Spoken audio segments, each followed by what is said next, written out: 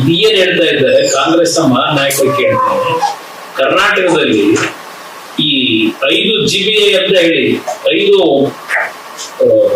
ಭಾಗದಲ್ಲಿ ಇವತ್ತು ಕಾರ್ಪೊರೇಷನ್ ಏನ್ ಸೃಷ್ಟಿ ಮಾಡೋದು ಗ್ರೇಟರ್ ಬೆಂಗಳೂರು ಅಥಾರಿಟಿ ಯಾವ ಆಧಾರದ ಮೇಲೆ? ಇವತ್ತು ಶಿವಕುಮಾರ್ ಅವರ ಆದೇಶದ ಮೇರೆಗೆ ಆಗಿದೆಯೋ ಇಲ್ಲ ಎಲ್ಲ ಮೆಂಬರ್ಗಳನ್ನ ಕೂರಿಸ್ಕೊಂಡು ಎಲ್ಲ ಪಕ್ಷಗಳು ಕೂರಿಸ್ಕೊಂಡು ಮಾಡಿದ್ರು ಅಲ್ಲಿ? ಇವ್ರಿಗೆ ಯಾವ ನೈತಿಕತೆ ಇದೆ ಕಾಂಗ್ರೆಸ್ ಪಕ್ಷ ಇದ್ರ ಬಗ್ಗೆ ಚರ್ಚೆ ಮಾಡ್ಲಿಕ್ಕೆ? ಇವತ್ತು ಇವರು ಮಹಿಳೆಯರಿಗೆ ನಾವು ಯಾವುದೇ ಕಾರಣಕ್ಕೂ ಗೌರವ ತರೋದಿಲ್ಲ ಅಂತಕ್ಕಂಥದ್ದನ್ನ ಮತ್ ಸಾಬೀತು ಮಾಡ್ಕೊಂಡ್ರು ಮೊನ್ನೆ.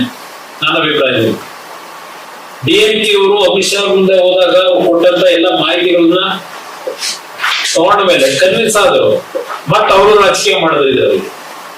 ಇದು ನಡೆದಿರ್ತಕ್ಕಂಥದ್ದು. ಅದರಿಂದ ಇವತ್ತು ಈ ರೀತಿಯ ತೀರ್ಮಾನಗಳಿಂದ ಇವತ್ತು ಏನೋ ಒಂದು ನ್ಯಾಯಯುತವಾದ ರೀತಿಯಲ್ಲಿ ಅದು ಪಾರ್ಲಿಮೆಂಟ್ ನಲ್ಲೂ ಸಹ ಹೋಮ್ ಮಿನಿಸ್ಟರ್ ಕಮಿಟ್ ಆಗ್ತಾರೆ. ಈಗ ಪಾರ್ಲಿಮೆಂಟ್ ಅಲ್ಲಿ ಕಮಿಟ್ ಆದ್ರೂ ಸಹ ಇವರು ಒಪ್ಪಿಗೆ ಕೊಡದೆ ಸಬೂಬುಗಳನ್ನು ಹೇಳಿ ಇವತ್ತೇನು ಈ 2/3 ಮೆಜಾರಿಟಿಯನ್ನ ಕೊಡ್ತಕ್ಕಂಥದ್ದಕ್ಕೆ ಇವರೆಲ್ಲ ಸೇರಿ ಇವರು ವೈಫಲ್ಯ ಮಾಡ್ಲಿಕ್ಕೆ ಏನು ಹೊರಟರು? ನಾನು ಕೇಳ್ತೀನಿ, ಈಗಾಗಲೇ ಇವತ್ತೊಂದು ಹೇಳಿಕೆ ಮಾಡಿದೆ.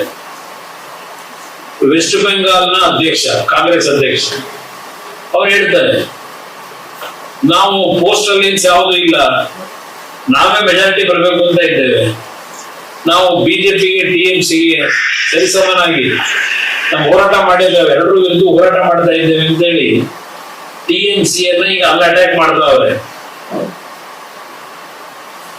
ಇನ್ನ ಇಲ್ಲಿ ತಮಿಳುನಾಡಿನಲ್ಲಿ ಸ್ಟಾಲಿನ್ ಬ್ರದರ್ ಅಂತ ಹೇಳಿ ನೆನ್ನೆ ನಾನು ಏನ್ ಹೇಳಿದ್ದೆ ಮೊನ್ನೆ ಪಾರ್ಲಿಮೆಂಟ್ ನಲ್ಲಿ ಯಂಗರ್ ಬ್ರದರ್ ಎಡರ್ ಬ್ರದರ್ ಬಗ್ಗೆ, ಇವತ್ತು ನಮ್ಮ ರಾಹುಲ್ ಗಾಂಧಿ ಅವರು ಹೇಳಿದ್ದಾರೆ ನನಗೆ ಈಗಲೂ ಅವರು ಬ್ರದರ್ ಇದ್ದಾಗೆ ಅಂತ ಹೇಳಿ. ನಾನು ಸುಮ್ಮನೆ ಹೇಳಿಲ್ಲ ಮೊನ್ನೆ.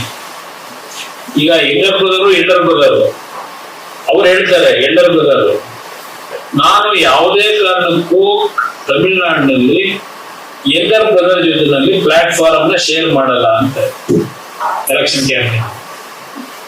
ಇದು ಯಂಗರ್ ಬ್ರದರ್ ಎಡರ್ ಬ್ರದರ್ ಇರ್ತಕ್ಕಂಥ ವಿಶ್ವಾಸ. ಇವರು ಈ ದೇಶದಲ್ಲಿ ಎರಡು ಮಹಿಳಾ ಮೀಸಲಾತಿಯನ್ನ ಕಳೆದ 40 ವರ್ಷಗಳಿಂದ ನಿರಂತರವಾಗಿ ತರ್ತಕ್ಕಂಥದ್ದಕ್ಕೆ ಚರ್ಚೆಗಳಾದವು. ಇವರಿಗೆ ಮಹಿಳೆಯರಿಗೆ ರಿಸರ್ವೇಶನ್ ಕೊಡ್ತಕ್ಕಂಥದ್ದು ಹೃದಯದಲ್ಲಿ ಇಲ್ಲ. ಇವ್ರಿಗೆ ಅದು ಬೇಕಿಲ್ಲ. ನಾನಾ ರೀತಿಯ ಸಬೂಬುಗಳನ್ನು ಹೇಳಿ ಇವತ್ತು ಈ ಒಂದು ವಾತಾವರಣ ನಿರ್ಮಾಣ ಮಾಡಿದ್ದಾರೆ. ಇದಕ್ಕೆ ದೇಶದ ಜನತೆನೆ ಸಂಪೂರ್ಣವಾಗಿ ಅವ್ರನ್ನ ತಿರಸ್ಕಾರ ಮಾಡ್ತಕ್ಕಂಥದ್ದು ದೂರ ಇಲ್ಲ ನನ್ನ ಅಭಿಪ್ರಾಯ.